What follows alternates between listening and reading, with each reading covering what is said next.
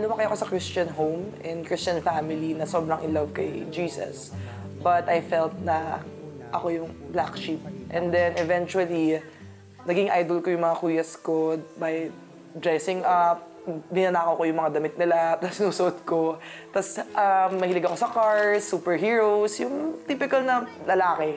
Dahil sa pagiging kilos lalaki ni Carla, nagsimula siyang makaranas ng pang-aasar mula sa mga kaeskwela.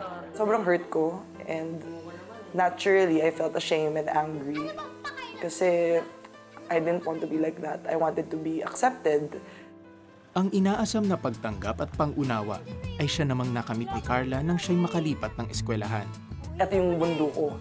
I felt accepted. I felt na ito yung mga friends na gusto ko, na talagang pareho kami. As in, like, this is the life. Ang pagtanggap na naranasan ay nag-udyok kay Carla na namnamin pa ng tuluyan ang kalayaan. I started dating girls, smoking cigarettes, doing drugs, and getting drunk while even influencing others to do the same. I thought na I was living the life, partying and getting wasted. And slowly but surely, I was really turning away from God. Ang inakalang buhay na maligaya ay lalo pang nalasap nang magkaroon si Carla ng isang matibay na relasyon. It was a perfect relationship for me. I was so happy. And alam mo yung parang me and you against the world. Yung papakal kami sa Amerika, may plano na and everything. Happy anniversary! Subalit nagsimulang lamunin ng depresyon si Carla. Yan ay dahil na natili pa ring lihim sa kanyang pamilya ang kanyang buong pagkatao.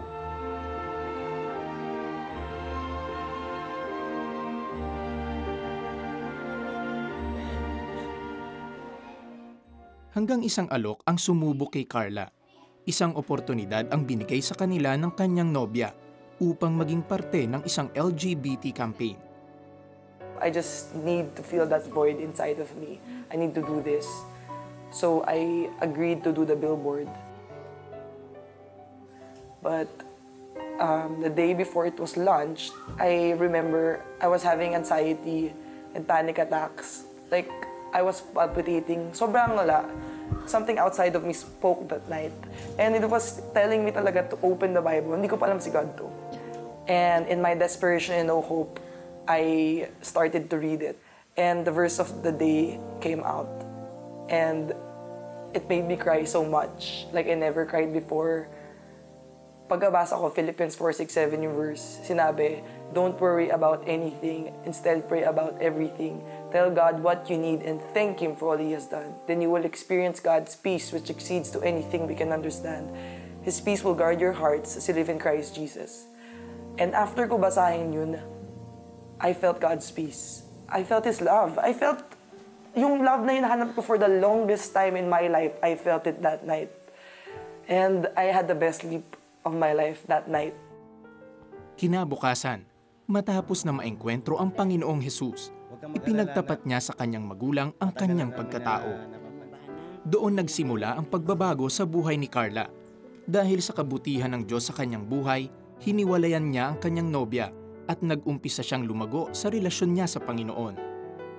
Ang pagmamahal ni Jesus ng buong buo ang nagpaunawa kay Carla ng pagkakadisenyo sa kanya ng Diyos. Jesus is the lover of my soul, is my everything.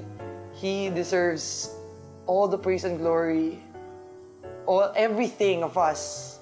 He deserves it. And I'm just so happy to share Jesus to everyone. And I want people to give Jesus a chance. Don't let the world dictate to you who Jesus is talaga. Find out for yourself who He is and what He did, and that He loves you so much, and that He is the one that can only satisfy us.